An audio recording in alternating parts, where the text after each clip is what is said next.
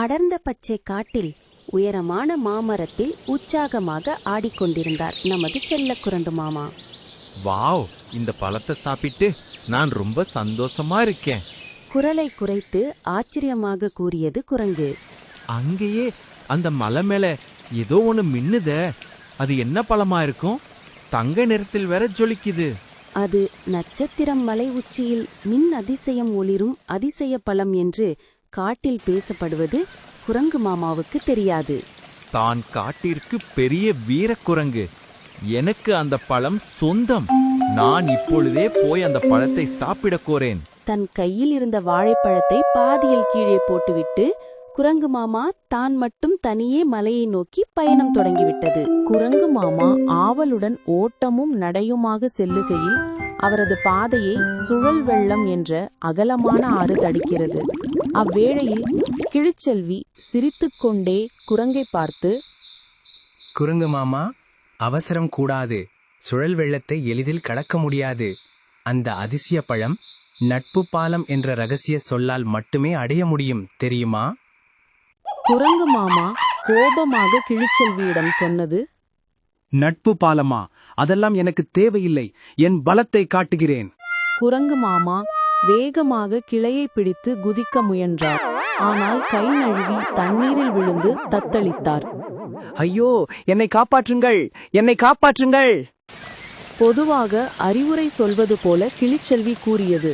நான் சொன்னேனே, பலத்தை மட்டும் நம்பாதே, அறிவையும் துணையும் சேர்த்து நம்ப. ஆற்றை கடக்க முடியாமல் சோர்ந்து போன குரங்கு மாமா பாறையில் அமர்ந்திருந்து யோசித்தார்.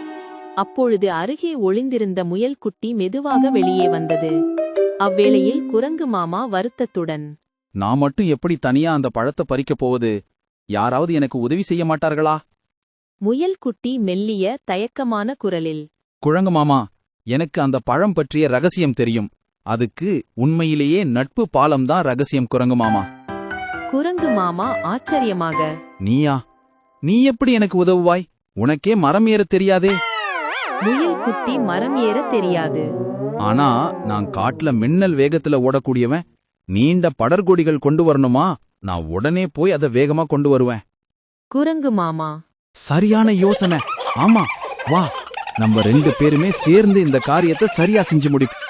முயல் குட்டி தனது வேகத்தை பயன்படுத்தி நொடியில் நீண்ட கொடிகளை கொண்டு வந்தது. குரங்கு மாமா தன் பலத்தை பயன்படுத்தி அந்த கொடிகளை கெட்டியாக கட்டி ஒரு தொங்கு பாலத்தை உருவாக்கினார்கள். கிளிசெல்வி வானத்தில் வட்டமிட்டு கத்துவது போல, அற்புதம்!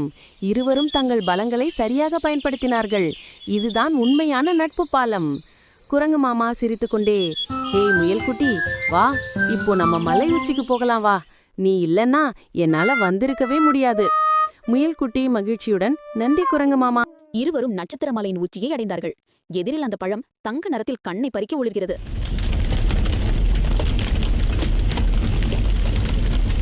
குரங்கு மாமா பழத்தை பறித்தார். அப்பொழுது அவர் பின்னால் இருந்த முயல்குட்டியின் முகம் வாடியிருப்பதைக் கண்டார்.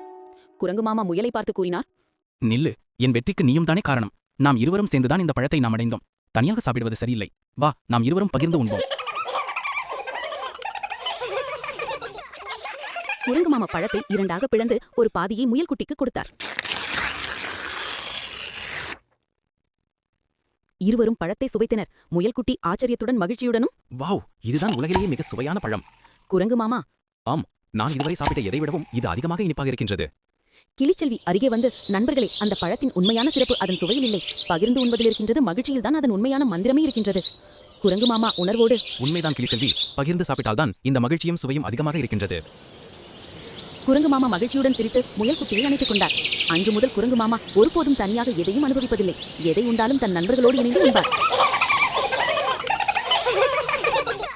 நிறைவாக பகிர்ந்து கொண்டதே பெரும் மகிழ்ச்சி.